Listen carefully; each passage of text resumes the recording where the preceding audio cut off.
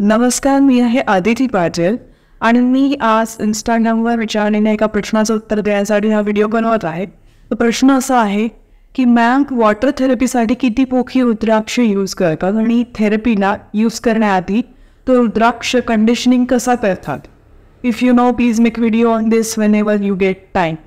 Okay, so rudraksha therapy काय आहे? First of all, rudraksha water therapy आहे ज्याच्यामध्ये ओव्हरनाईट म्हणजे रात्रभर रुद्राक्ष भिजवून ठेवायचा, सबमर्ज करून ठेवायचा आहे पिण्याच्या पाण्यामध्ये, आणि ते पाणी मग अल्कलाईन वॉटरमध्ये कन्वर्ट होतं आणि ते पाणी तुम्ही प्यायचं आहे, अनौषधपोटी प्यायचं आहे, विदाऊट इटिंग एनिथिंग, काही न खाता आधी ते पाणी प्यायचं आहे. आणि याचे काय फायदे आहेत? तर हे जे पाणी तुम्ही कन्झ्युम करणार आहात, रुद्राक्षाचं पाणी, हे पाणी प्यायल्याने तुमचं BP कंट्रोलमध्ये येणार आहे.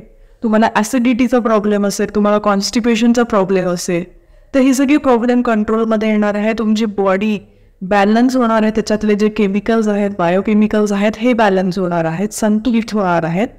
रुद्राक्षाचं कंडिशनिंग कसं करायचं आहे? तर रुद्राक्ष पाण्याने धुवायचं आधी. जे आलेले रुद्राक्ष जे ऑनलाईन तुम्ही मागवले तर आधी पाण्याने धुवायचे, मग त्याला दुधाने आणि तुपाने, गाईच्या तुपाने अभिषेक करायचा आहे. किंवा तुम्हाला जर पंचामृताने अभिषेक करायचा आहे तरी तुम्ही पंचामृताने अभिषेक करा. मग त्याला स्वच्छ धुवा, मग त्याला पुसून मग तुम्ही त्याला यूज करण्यासाठी घ्या.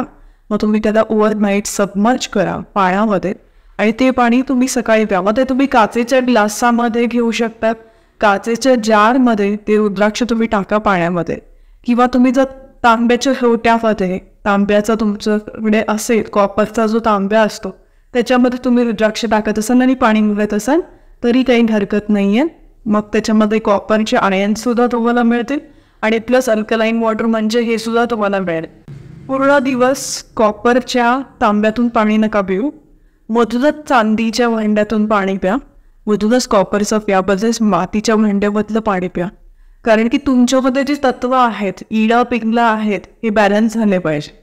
तुम्ही फक्त सूर्याचं तत्व असलेल्या कॉपरच्या तांब्यातनं पाणी प्याल, तुमच्यातलं सूर्य तत्व वाढेल, तुमचं चिडचिड राग वाढणार आहे, तुमचा रागावर कंट्रोल राहणार नाही, नियंत्रण राहणार नाही. तर म्हणून चांदीच्या पण ग्लासात किंवा चांदीचा तांब्या असेल त्याच्यात पण पाणी भरून ठेवत जा, ओव्हरनाईट भरून ठेवत जा आणि ते सुद्धा पीत जा. अल्टरनेटिव्हली तांब्याच्या भांड्यात, चांदीच्या भांड्यात तुम्ही रुद्राक्ष पाण्यामध्ये सबमर्ज करून तसं पाणी तुम्ही पिऊ शकतात, किंवा काचेच्या ग्लासामध्ये, काचेच्या जारमध्ये तुम्ही रुद्राक्ष सबमर्ज करा पाण्यामध्ये आणि ते सकाळी तुम्ही अनौषधपोटी प्या. आणि मग हळूहळू त्याचे हेल्थ बेनिफिट्स लगेचच नाही दिसणार, साधारण 21 days 43 daysमध्ये हळूहळू तुम्हाला स्वतःमध्ये चेंजेस जाणवतील आणि त्याचा तुम्ही फायदा करून घ्या. तर हे किट्स ऑनलाईन अवेलेबल असतात, अमेझॉनवर, मिशोवर सुद्धा अवेलेबल असतात.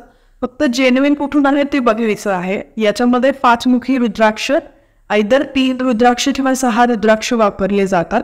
काही किटमध्ये कधी कधी 4 मुखी रुद्राक्ष पण आलेला असतो. तर प्रत्येकाच्या जे काही लाईफमध्ये प्रॉब्लेम आहे त्यांचं सुद्धा लोक रुद्राक्षाचं कॉम्बिनेशन सुद्धा वापरतात. तर आपले भांड्याचे रुद्राक्ष आणि हे जे पाण्यामध्ये सबमर्ज करायचे रुद्राक्ष हे वेगळे असले पाहिजे. कारण की आपण जे दिवसभर घालून ठेवणार आहे त्याच्यामध्ये आपला स्वेट, आपला घाम असणार आहे, तर ते रुद्राक्ष आपण तिथे वापरायचे नाही आहेत. त्याच्यासाठी स्पेशली तुम्ही वेगळ्या रुद्राक्षाचं किट मागवा आणि ती रुद्राक्ष तुम्ही या चार्जिंगसाठी, पाण्याचं चार्जिंग करण्यासाठी